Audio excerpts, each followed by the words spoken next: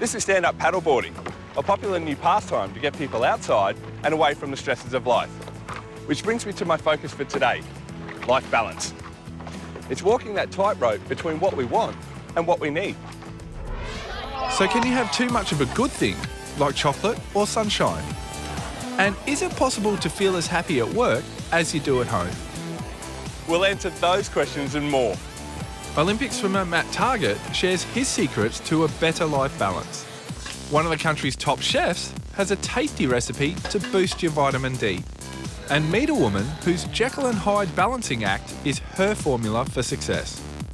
So stick around to live healthy, be happy.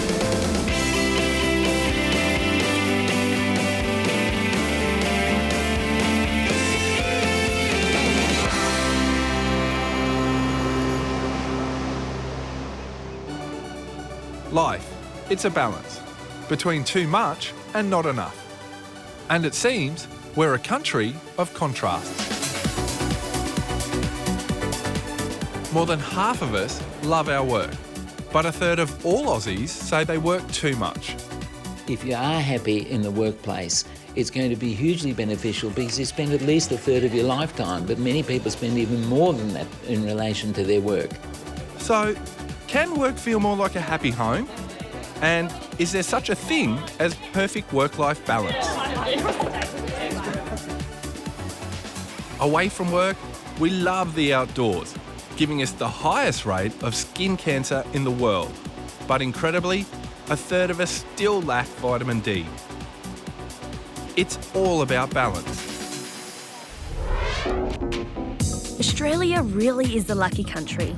When it comes to life balance, we've got everything at our fingertips.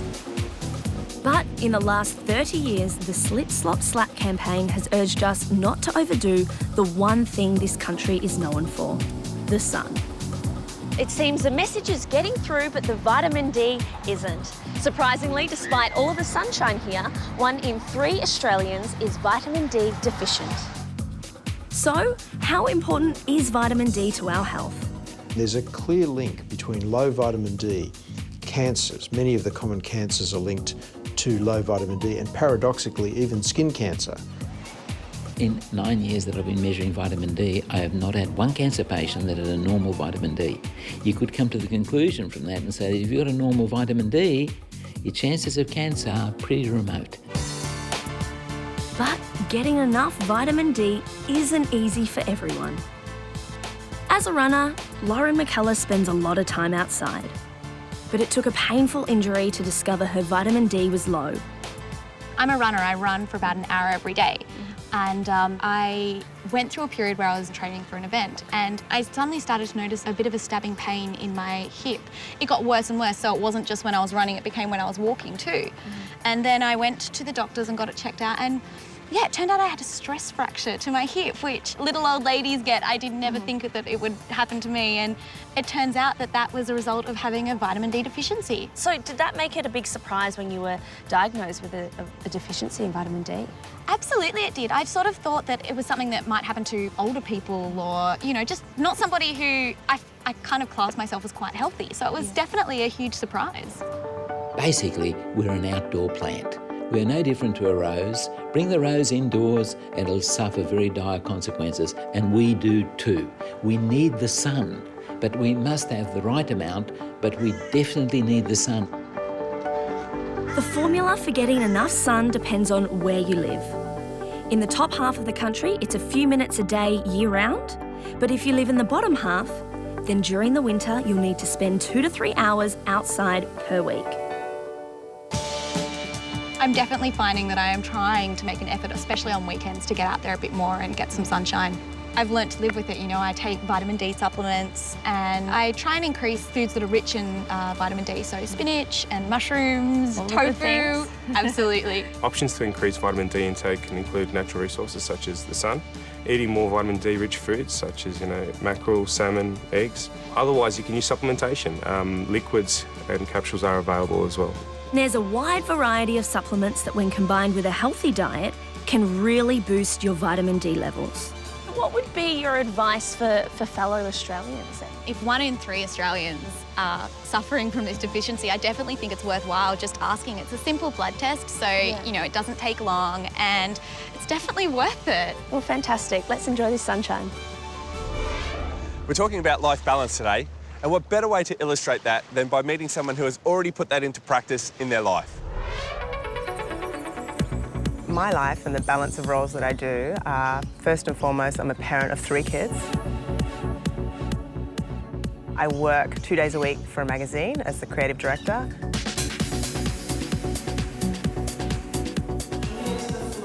I'm a yoga teacher and I'm a blogger. I guess the secret to my balanced life is that I do most things part-time. Teaching yoga, I do 3 days a week. Working for the magazine, I do part-time for 2 days a week. Okay, I'm really in love with this particular pose. I think it looks really hot. Parenting's the one thing that I do full-time, overtime, every time. Relax the shoulders, pull them away. Everything is managed because I've slotted it into a part-time situation, and that works beautifully for me. And then release. I have felt imbalanced in life, for sure, and I guess that's why now I can manage balance really well. About 8 years ago, I got diagnosed with Hashimoto's disease, and I thought that all the fatigue that I was feeling was because I was waking up at 5 to practice yoga, then doing my full-time job, then parenting, and then also after work I was teaching clients as well. So I thought that's what it was about, but it wasn't. It was more about what was going on in my body. It made me look at what I was doing and how I could change it. I really believe in tuning my body and getting to the source of anything that might be interrupting its natural flow.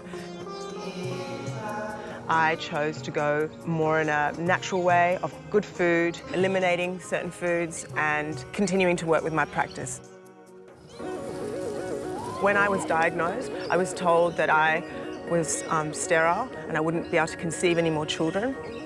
But after the 3 years of being on the detox, I did get pregnant, and I have since been pregnant again.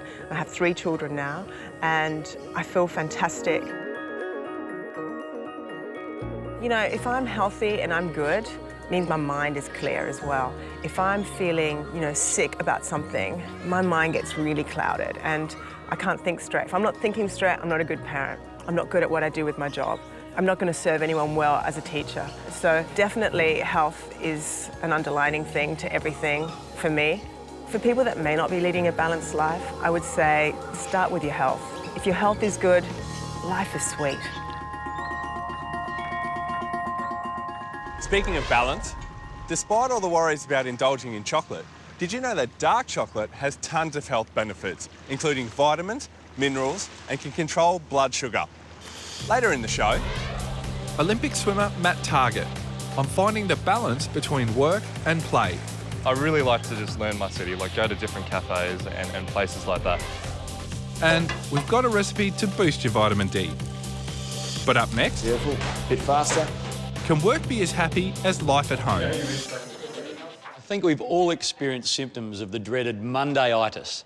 You know the deal, you've had a wonderful weekend with friends and then on Monday morning the alarm clock goes off and you've got to go to a workplace you don't really enjoy. But would that be different if at work there was a personal trainer, a masseur, a gym on hand? You got to take your dog to work, you got to have meetings in an atrium of happiness, or simply on your birthday, you got the day off. Well, there's one office that sits like a tranquil oasis amid the corporate landscape. Gemma, you hear about some wonderful workspaces. Swiss is one of them. Tell us what you offer the employees and why it's so important. For us, we offer the employees a personal trainer, A bit faster. meditation classes, yoga classes. We provide organic, locally sourced lunches every day. The team have breakfast together most mornings. Every month, everyone gets a day off that we call a H&H day. That's a day to do something that makes you healthier and happier. And one of the great meeting rooms, the atrium of happiness. That's right, yeah. doesn't really feel like a workplace. It feels more like sort of a family home. Obviously, if we've got team members who feel like they're part of the Swiss family, they feel valued and looked after, they will give us 110% back. They will treat us like family back. We do make jokes that it's like a share house sometimes, especially at breakfast time. There's absolutely no doubt about the fact that if you are happy in the workplace, it's going to be hugely beneficial. I think it's absolutely essential. Squeeze your shoulder blades together. Perfect. Yeah, that's looking good. We're going to do another 10 reps. More than half of the company's 90 staff here use the gym regularly. And what better way to recover from a workout than on the massage table? You may think giving employees a massage in the middle of the day leads to a sleepy, unproductive workplace, but in fact the opposite is true. A healthier, happier employee is less stressed, concentrates more and is more productive, and that works out great for everyone.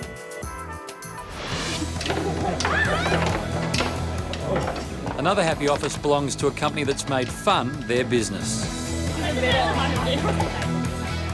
Naomi, you're the founder of Red Balloon and you create great experiences for your clients, create happiness, but your philosophy is the happiness starts here in the office. Yeah, because if we're not having fun, it's really hard to create fun and happiness for our customers.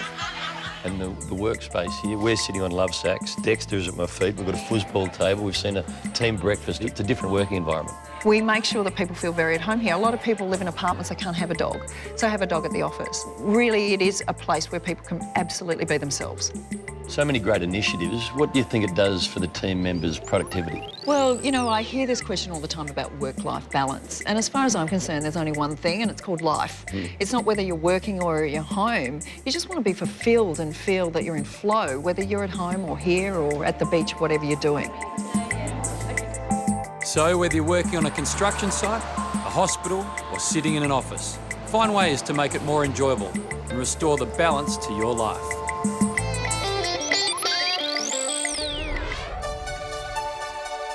Hi, I'm Mark Jensen. I'm the executive chef of Red Lantern on Riley Street and Red Lantern on Crown.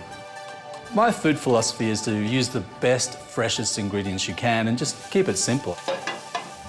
Today I'm going to cook an Asian mushroom omelette. Mushroom, it's a really fantastic source of vitamin D. We'll start with some garlic. You can use as much or as little garlic as you like. I'm going to use half a clove. As well as the garlic, I'm going to use 2 pieces of shallot, and I'm just going to slice the white part finely. Now, Asian mushrooms. Here I've got the black fungus mushroom, lovely woody texture, oyster mushrooms, and enoki mushrooms. I usually go 1 egg per person for an omelette. And once we have our eggs, we need to season that up. So I'm going to use 2 teaspoons of fish sauce, a little bit of salt, a little bit of black pepper. I'll add the white shallots, and I also need just a tablespoon of chicken stock. I'll just mix this until all the ingredients combine. We'll add 1 tablespoon of oil, and we'll add our garlic. So you just want to be really gentle. So you don't really want to fry the garlic too quickly. You just want it to release all the flavour into the oil like it's doing there now. So then we'll add our vitamin D packed mushrooms. And it's important not to overcook them. So you don't want to cook them so much so that all the moisture runs out, seeps out of them. And I'm going to add the secret ingredient, tofu, which is another fantastic source of vitamin D. So just flake that through and then just toss the tofu. Once they're cooked, put them aside, and now we'll do our omelette. Let's just move it around the sides. Then we'll just put our lid on it and we'll let that cook for about 1 minute. Okay, after the minute, just lift the lid. Now I'm going to add my mushrooms. So just put the mushrooms in there. Then just fold that over, look at that. So just put that up, we'll put the lid on for 30 seconds or so. There we are, that's cooked. It's open. Beautiful, the texture looks good, it's looking nice there. So all we need to do now is to plate it. And here it is, our Asian omelette with Asian mushrooms, packed full of vitamin D. I want to garnish this with green shallots and some fresh coriander. There you are. And I'm going to sauce this with oyster sauce. Oysters are also another fantastic source of vitamin D. So for this sauce, I've just mixed oyster sauce with some water, sesame oil, and a little bit of sugar, and that's it. So I'll just pour that over the top. And there you have it, a vitamin-packed meal.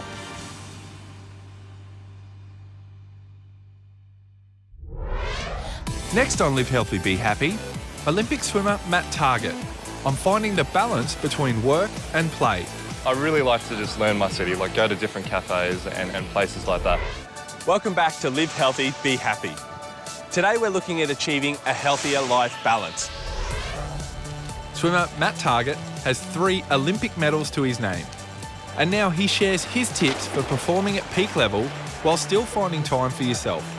Balancing university and training was a bit simpler because everything was on campus. My pool and classes were walking distance. So in that regard, time management wasn't too difficult, but I was able to fit a lot more into my life, so it became complicated in that way. For me, the hardest part was competing in Australia and around the world while having to travel in and out of school. When I'm not at the pool, it's not often, but I really like to just, learn my city, like go to different cafes and places like that. Seeing friends and really just taking my mind off training. It's very hard to think about it all the time. It's one of those things that you want to be able to switch on when you need it and also switch off when you don't. So I do something that's just so far removed from swimming. I often like to go to the movies, to be honest. Something to do in the middle of the day. It's dark. It's just somewhere that takes you completely away mentally. I really like driving. Just sitting down and just being in the cockpit, it's really, really enjoyable for me. So I'm actually quite fortunate in that regard that I don't get stressed out by traffic. I really enjoy the journey. Keeping fit isn't easy. You have to work at it all the time. But I think the more consistently you work, the better it is for you. I found that after the Olympics that my exercise dropped off quite a lot.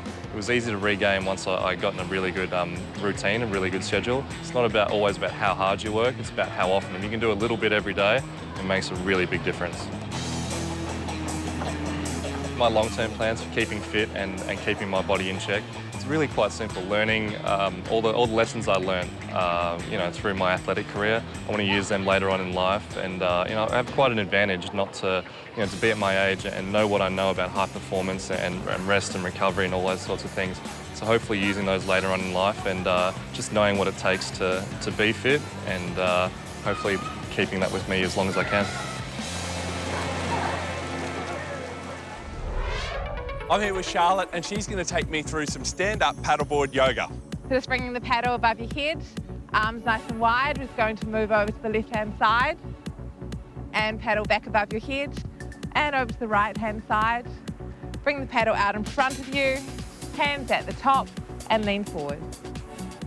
And after the break, 5 ways to achieve balance in your life now.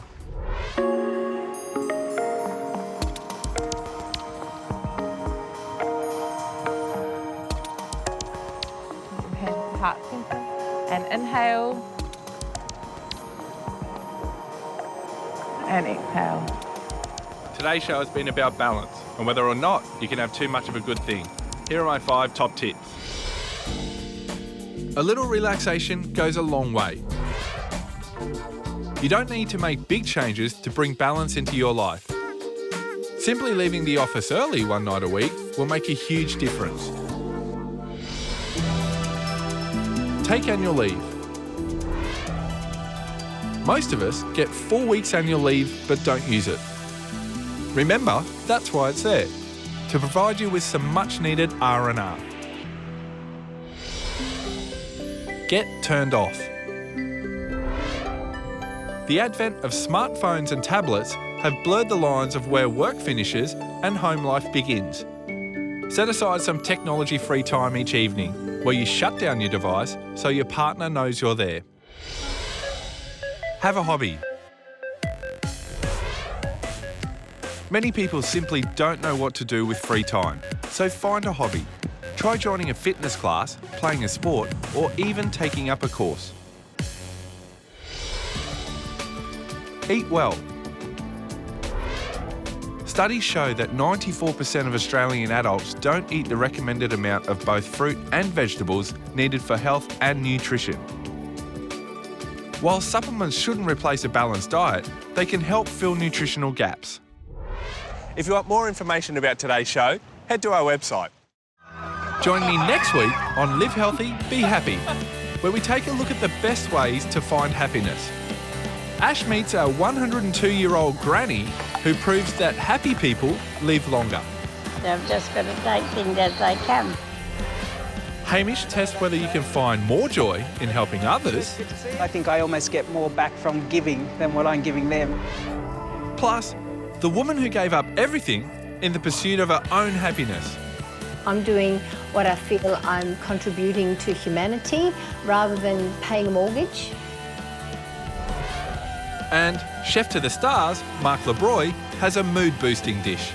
If that doesn't make you happy,